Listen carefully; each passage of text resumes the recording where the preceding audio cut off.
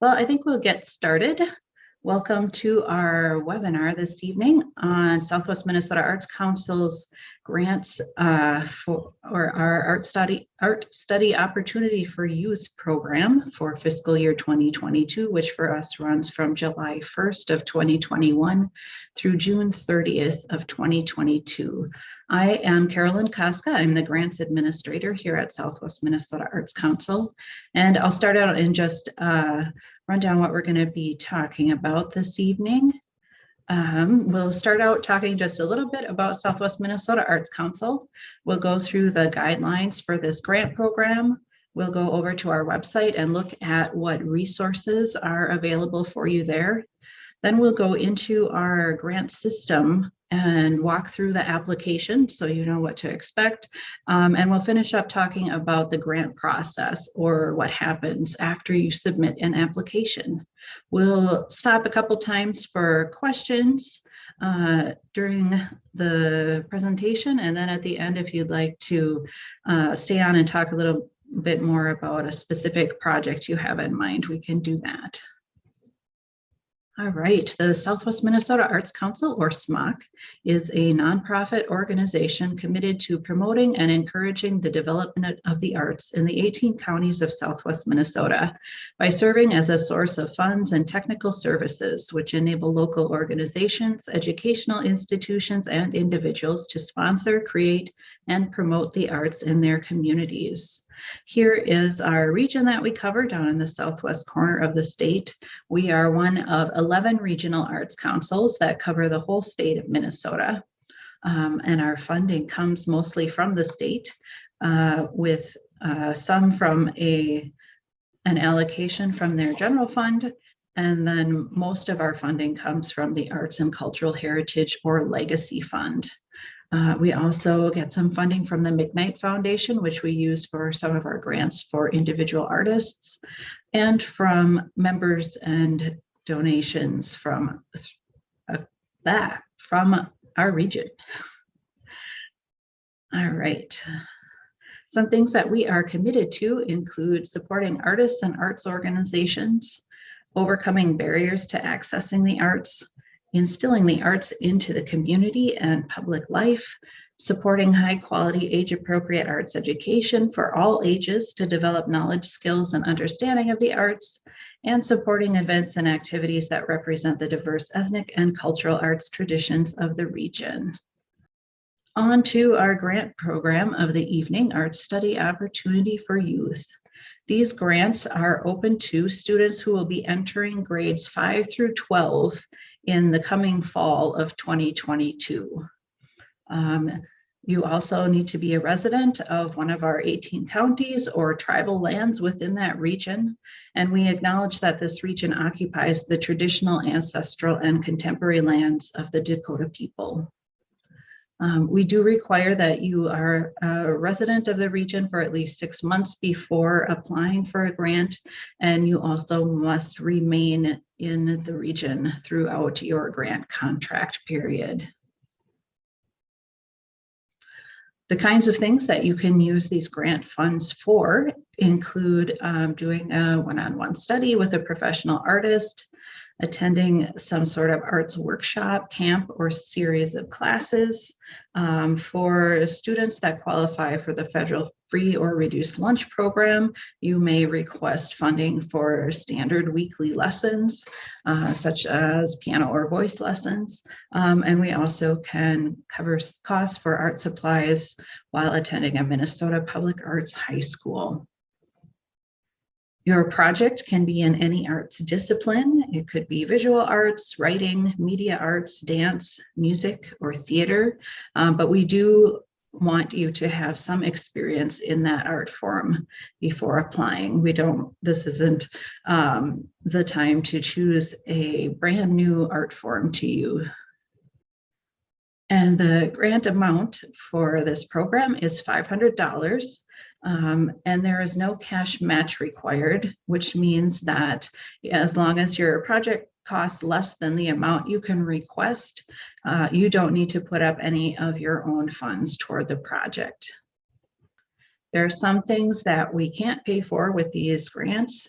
a project that does not have an art focus, participation in a school or organization band or choir trip, credits or materials that are necessary to fulfill degree requirements for students, equipment or supplies that aren't specifically related to the project that you're going to be doing, activities that take place outside of Minnesota.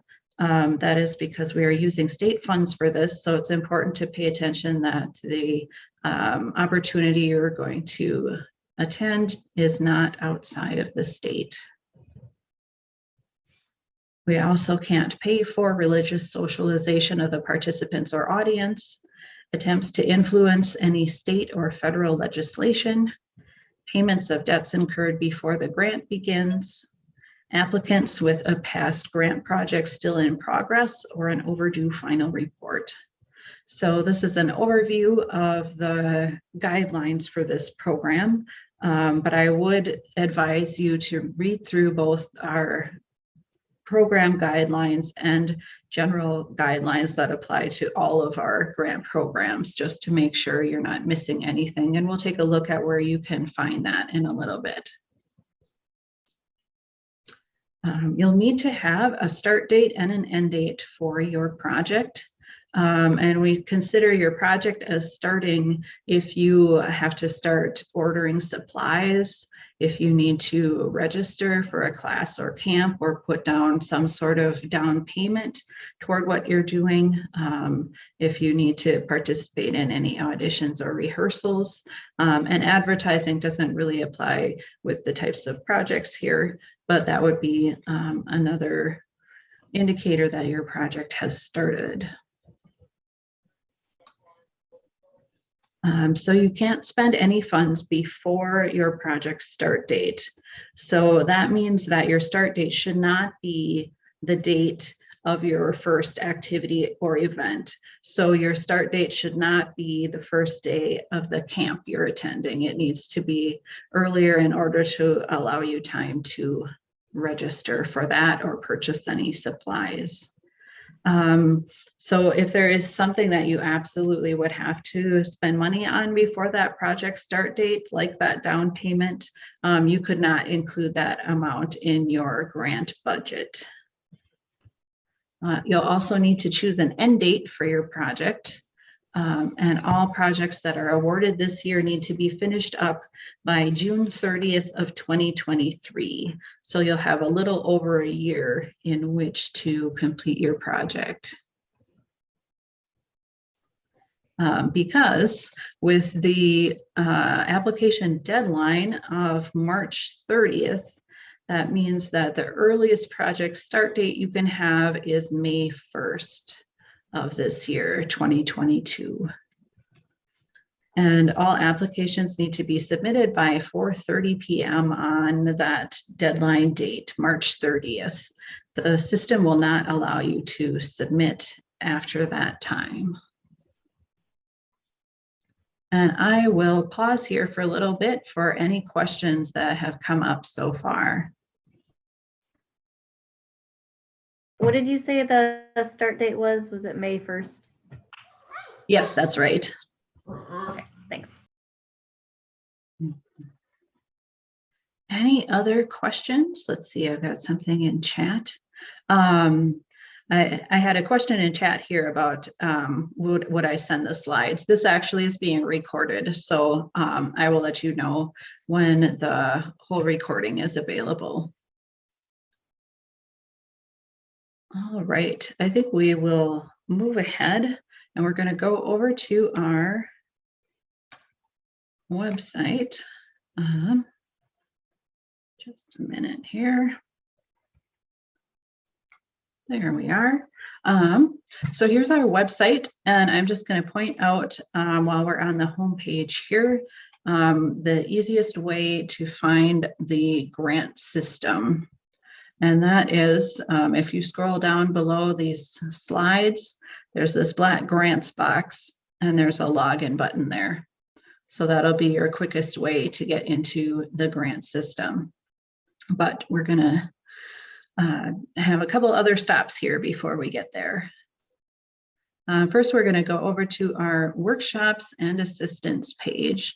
And this is just letting you know all the ways that you can get some help with your application. We have grant support open office hours the second Tuesday of every month. And you can stop into our office in Marshall from 10 a.m. to 2 p.m. on that day, that second Tuesday. So that's a good time to talk through some ideas or maybe get help preparing some work samples to attach to the project. We have had a few virtual Q&A sessions this year. We have passed all of our scheduled dates at the moment, but keep an eye out for more of those. Those are just a time to get any questions answered relating to any of our grants. You can contact me and even set up a meeting with me. There's some information to do that there. And then here we have listed all of our webinars for the year, and you'll see some of the past ones. We've got recordings available here as well. And this actually is our last webinar for the year, but this is normally the place where you could register for any of our grant webinars. So we're going to go over to our page for the Art Study for Youth grant program. And that students link takes you right there. Here's the other place where you can get to the grant system right on this page for this grant program. So this gives us all of our important dates here, along with another place to register for the webinar. So that would be a place to check if you're coming back to any of these grant programs in the following year.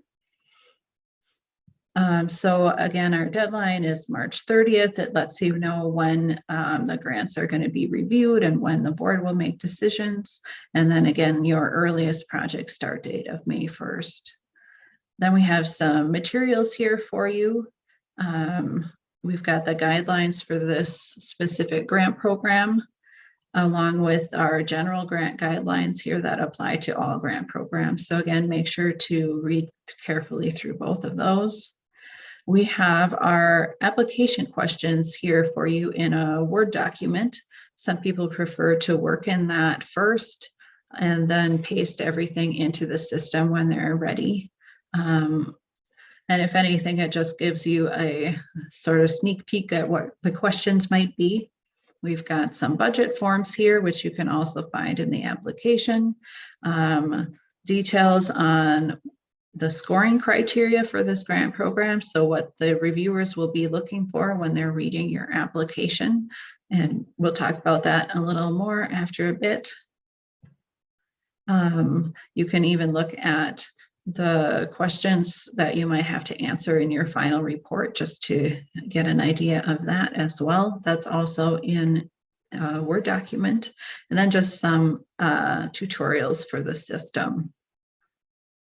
So we're going to head into the grant system now. When you get to this logon page, if you have been in the system before, you can just log in. If you are totally new to the system, you can click Create New Account.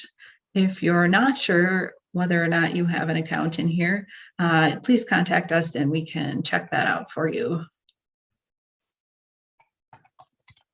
So I'm going to log in here.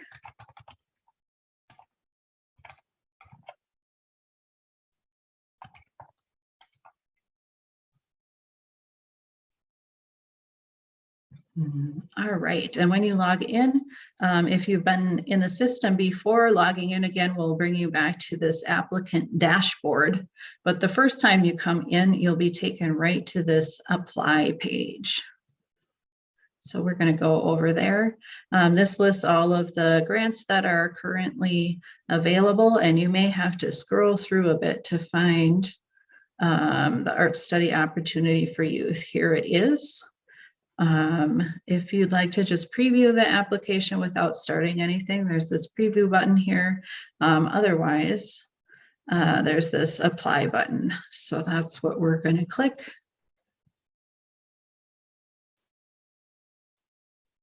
Okay. Here we are in our application, and I'm just going to point out a couple of buttons at the top.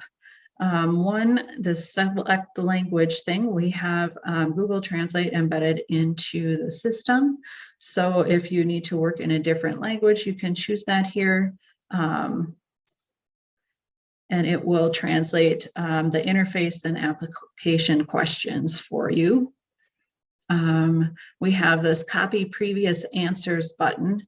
If you have done an application in the system before, you can choose to have this copy answers over from that into your new application.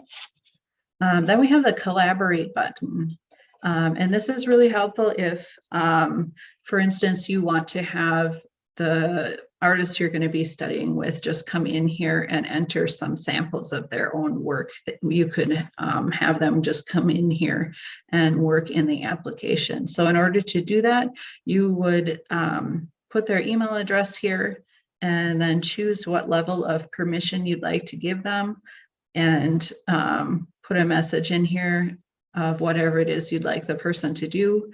And when you click invite, that'll send them an email, and they will just have to create a password to come in here and be able to work on your actual application with you.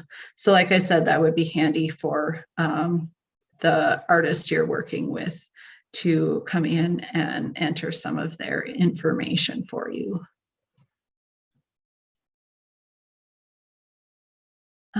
All right, at the beginning here, we just have some reminders of how to get questions answered. You can schedule some time with me here. This will just let you choose a time on my calendar for a meeting, either by phone or Zoom or in person. And then I've got my email address here as well, so you can contact me with any questions. You'll need to enter a name for your project. It gives some examples here, along with how much you are requesting. And you might want to wait to fill that in until after you've done your budget form. So we've got links to the guidelines again, and those scoring criteria, and just some tips for working on your application.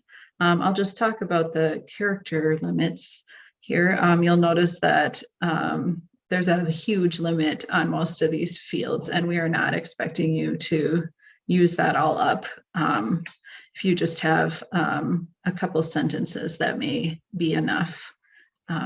So no need to feel like you need to make up some extra stuff to fill up the text box.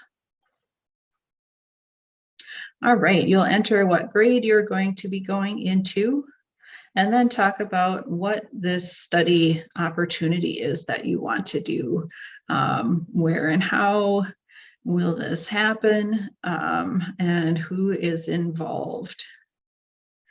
Then, depending on the kind of opportunity you're going to be doing, we ask for some different information. So if you're going to be doing a one-on-one study, sorry, it's been a long day and my brain is tired. You'll want to talk about that artist qualifications, and you can attach their resume here. So that's something that you would have to get from the artist. That might be helpful for them to just, using that collaborate button, come in and enter. If you are taking classes with multiple students or a workshop of some kind, there's places to put information about the class. And then if you are going to a camp, for instance, where there's multiple instructors that you'll be working with, you can really just provide information about the camp in general. So as we look here, there's a place to talk about whichever of these options you're doing, adding resumes or brochures, and then there's some space to enter some websites here, and you can describe that above. So you would just, based on whichever of these types of projects you're doing, that'll tell you which things need to be filled in here. One thing that just the one-on-one study requires are some samples from that artist teacher. And so you can upload a file there or put in a website. And we also would like a letter from them just saying that they are agreeing to doing this project. So that is everything that you need to attach about the actual opportunity that you're going to be doing. You can enter in your start and end dates there. Then we have our budget form. We have a couple options for you here. You can either do the Excel form, or there's a PDF version of the form that you can fill out, or you can create your own budget that you fill out. But for the moment, we're going to look at the Excel budget form.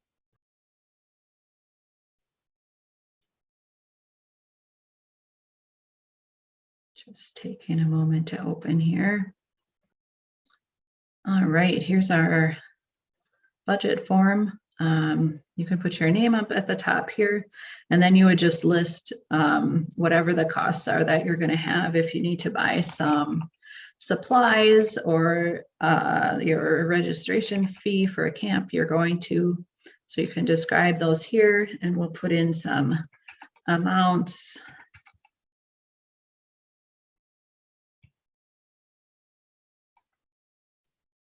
Okay, and you'll see this is adding up for you. And it will help you figure out how much you can request here. So I'm just going to change this number a minute. All right, so it'll take your total cash costs here, and then it says your request cannot exceed $450 or the maximum request amount for this grant program, whichever is less. So we find, here's our study opportunity for youth for $500, and 450 is less than 500. So that's how much we can request. But let's say this opportunity is a little more expensive. And now it is $600. So it can't exceed 600 or the art study amount of 500, whichever is less. So here we can request 500. And then because we have this difference here, you'll want to enter in the bottom where the other funding is coming for this project. So you would fill this out and save it, and then upload that here. And you've got some extra space here if you want to give some more information about particular supplies you need to buy, or calculating out how much mileage you're covering through this. So then we get into some questions about the student's art. So as a student, or as an artist, what are your strongest and weakest areas? So we just ask you to think a little bit about how things go with your art, just what things are easy for you that you do really well, what things are a little harder for you.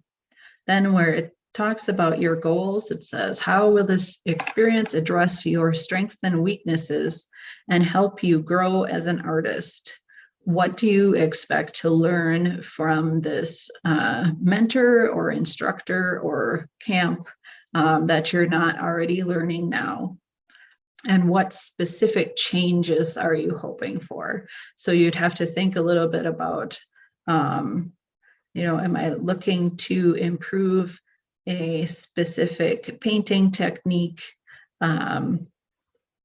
things like that. So you'll want to focus on changes for yourself. If you're going to a camp, for instance, you can kind of ignore what might happen for the other participants. For any audience members, we just want you to be thinking about yourself. And then once you have those changes, we want you to think a little bit about how you could measure or prove if those changes happen. And there are some examples here that give you a little bit of a starting point, depending on what type of project you might have. So here, this person says they want to improve their watercolor skills by completing at least 3 paintings and learn how to put together a portfolio. And their method of measuring, they will have their mentor take a look at those new pieces and compare to the old ones to see if they have improved. They will get some feedback from people coming to see that work and have a plan for putting together their portfolio. So you can just check that for some other examples of what you could do. Then we ask you to talk about your past experience with this art form. How long have you been working on this? And what kinds of activities have you done with that art form? And then there's a chance to show samples of your work. And we have some guidelines for you depending on what format your work might be in, along with some helpful links that might help you put together your work into files to upload here. So we've got several upload fields for you that give you a place to describe what you're attaching and then upload a file there. We also have places for you to include a website or a link to a video. And if you are wanting to include a video but are concerned about having your child's performance out there on YouTube, you can certainly just use an unlisted link, and then only those who are given that link to review it will be able to view that video. Then we ask you to think about some of the challenging things you have done with your art and why you decided to take on those challenges.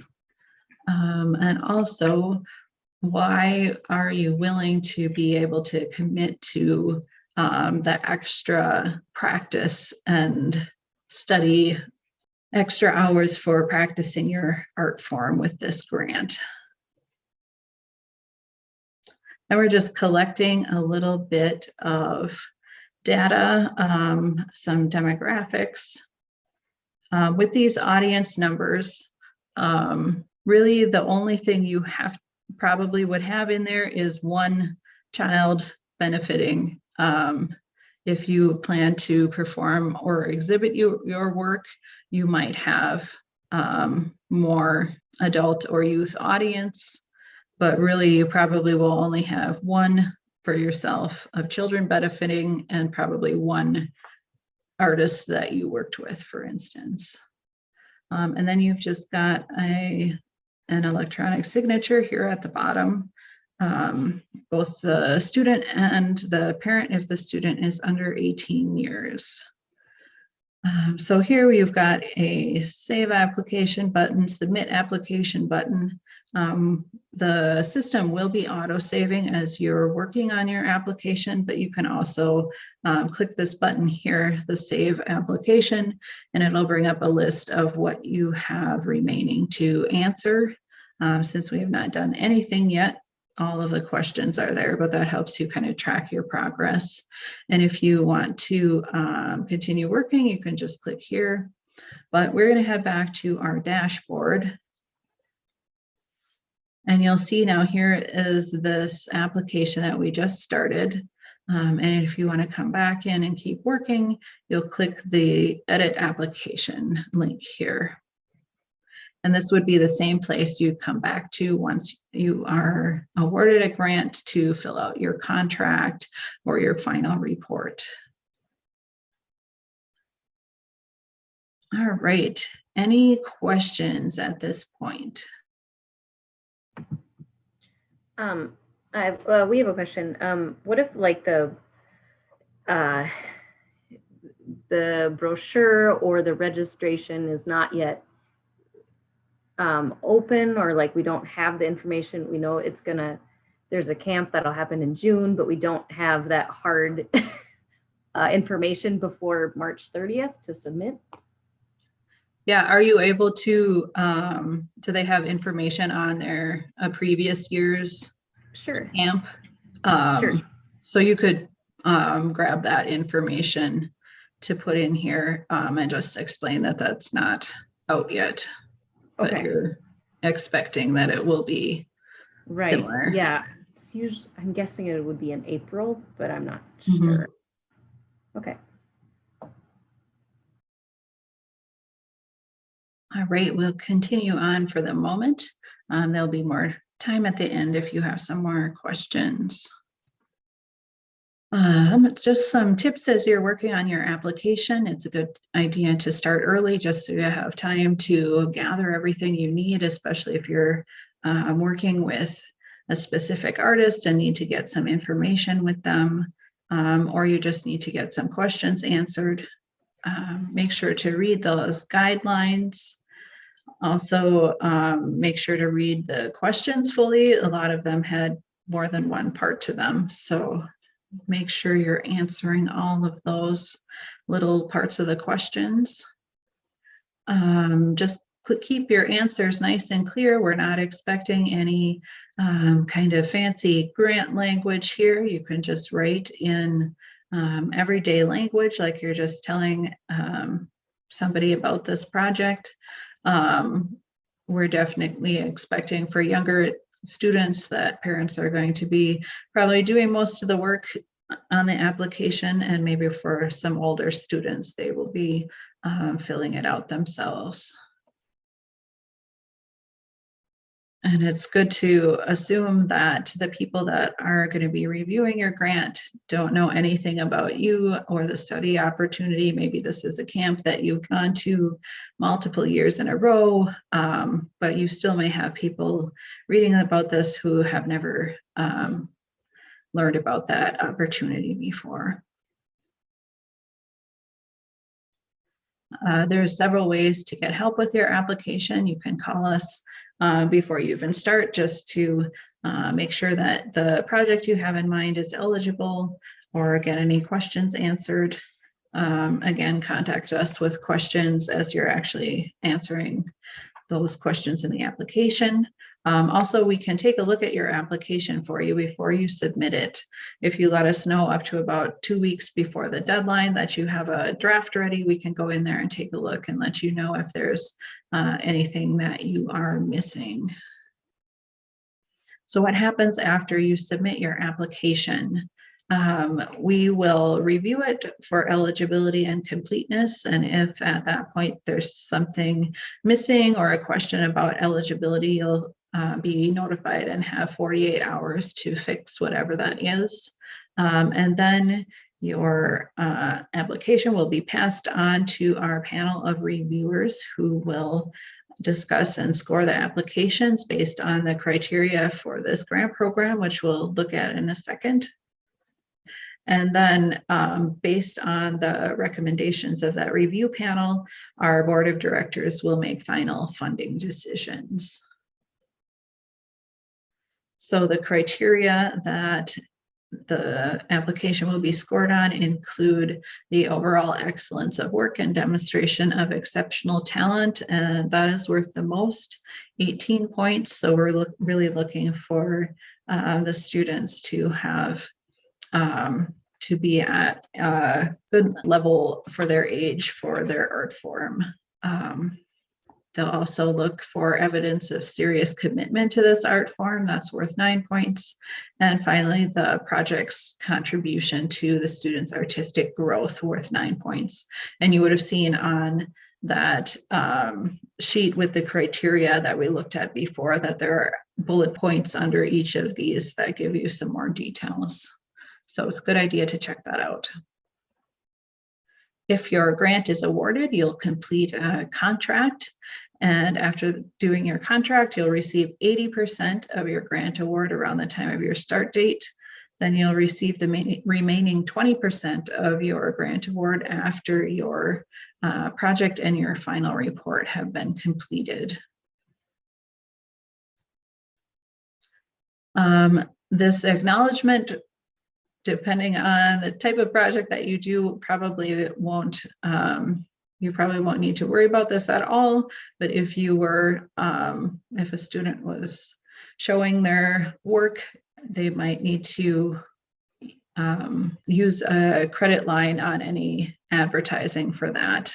And we'll give you the correct credit line that you would need to use. And you may also need to use this Minnesota Legacy logo, depending on what funds you actually are awarded. But probably you won't have to worry about this at all. You'll need to do a final report within 60 days after your project end date. And it's a good idea to just look through that report when you're getting started on your project, just to know what kinds of questions you'll need to answer. And that is it about these particular grants. So again, I will just answer any questions that you have.